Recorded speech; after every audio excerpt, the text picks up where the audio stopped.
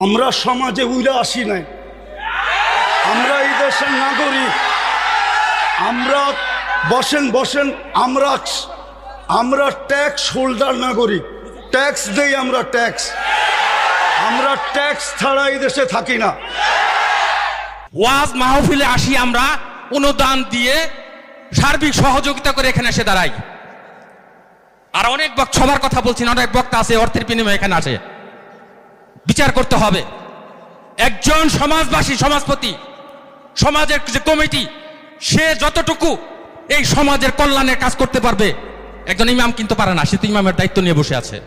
আর সভাপতি সাহেব যেই কথাগুলো বললেন ওইগুলোই আমাদের পাথেওর জন্য যথেষ্ট। কেননা ওনারা আমাদের দেশের কর্ণধার, ওনাদের কৃপাই আমরা বেঁচে আছি। ওনাদের কৃপা যদি না থাকতো তাহলে হয়তো আমরা দেশে থাকতেও পারতাম না, বা দেশে থাকতামও না।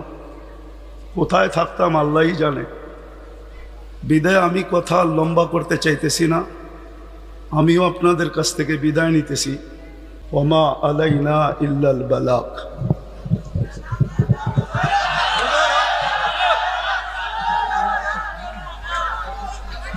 রাখেন রাখেন, আমরা সমাজে উইরা আসি নাই, আমরা এই দেশের নাগরিক। আমরা বসেন বসেন আমরা ট্যাক্স হোল্ডার নাগরিক, ট্যাক্স দেই আমরা ট্যাক্স। আমরা ট্যাক্স ছাড়া এই দেশে থাকি না। আপনারা বসেন। আমাদের দেশের কালচার এটা হয়ে গেছে। সবাই হুজুরদের কথা বলে কিন্তু হুজুরদেরকে আন্ডার এস্টিমেট করে। আমি পায়ে হাত দিয়ে বলবো, আমাকে কেউ আন্ডার এস্টিমেট করেন না। আপনারা আমাকে চিনেন না, আমার পরিচয় জানেন না। বসেন, আপনারা বসেন। আমার পরিচয় আপনারা জানেন না, আপনারা আমাকে আন্ডার এস্টিমেট করেন না। আমরা সর্ব ওয়াজ মাহফিলে এটা ভুগতেছি আজকে 16 বছর ধরে না। আমরা জন্ম থেকে জ্বলছি, যেটা বাংলাদেশের প্রবাদ বাক্য, আমরা জন্ম থেকে জ্বলছি। জন্ম থেকেই জ্বলা। আর কতদিন? আপনাদের পায়ে হাত দিয়ে বলি বসেন, আওয়াজ করবেন না, কেউ আওয়াজ করবেন না। আমাদের সময়ের দাম আছে, এরকম যে আমাদের সময়ের দাম নাই, বা আমাদের এইটা কইরা খাইতে হবে এরকম কোনো জরুরি না যে আমাদের ওয়াজ করেই খাইতে হবে। আমাদের খাওয়ার অনেক ব্যবস্থা আল্লাহ রেখা দিছে। যেই আল্লাহ আমাকে জন্ম দিছে উনি আমার খাওয়া তৈরি করেন নাই না, খাওয়া ছাড়া আমাকে দুনিয়াতে পাঠায় দিছে যে আমাদেরকে এইভাবে করে খাইতে হবে। আপনাদের পায়ে হাত দিয়া বলি, আওয়াজ করবেন না। বাস আমি যেটা বলছি, সভাপতি সাহেব আমাদেরকে দিক নির্দেশনা ভালোই দেখাইছেন, খারাপ না। আমার মিশনই তো এই যুবকদেরকে নিয়ে খেলা। আমি তো যুবকদেরকে নিয়েই খেলি। যুবকদেরকে তো আমরাই তৈরি করছি। আমি যদিও দেশের স্বাধীনতা দেখি নাই, আমি দেখবো কোত্থেকা। ওই 4 তারিখের রাত্রে তো আমি ইংল্যান্ড থেকে কানাডায় যেতেছিলাম। আমি তো জমিনেই ছিলাম না, 39,000 ফিট উপরে ছিলাম। নামার পরে আমি শুনছি দেশ স্বাধীন হয়ে গেছে। ওই দিন থেকে আমার দিলে জন্ম নিছে।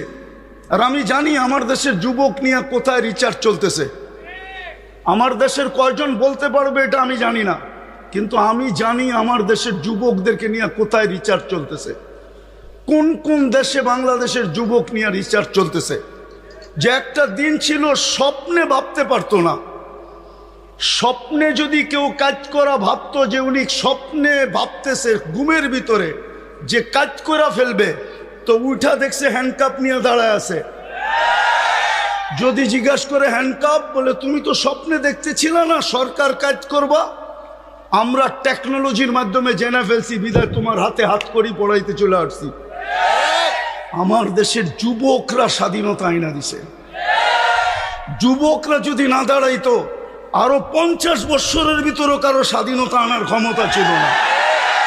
বিদায় আমার যুবকদেরকে নিয়ে কোথায় রিচার্জ চলতেছে আমি জানি। আমি জানি পেন্টাগনের কোন কামরায় রিচার্জ চলতেছে। পেন্টাগন চিনো তোমরা? হ্যাঁ, পেন্টাগন তো চিনো না, ঠিক না? কোন কামরায় পেন্টাগনের রিচার্জ চলতেছে বাংলাদেশের যুবক, এগুলা কি? বিদায় আমার মিশনই হলো যুবক নিয়ে খেলা। নাইলে আমি গত বছরও এখানে আসছিলাম রাত্র 1টার সময়। আমি জানছি আমি এইখানে আসবো কয়টায় জানেন? 8টার সময় জানছি আমি এইখানে আসবো।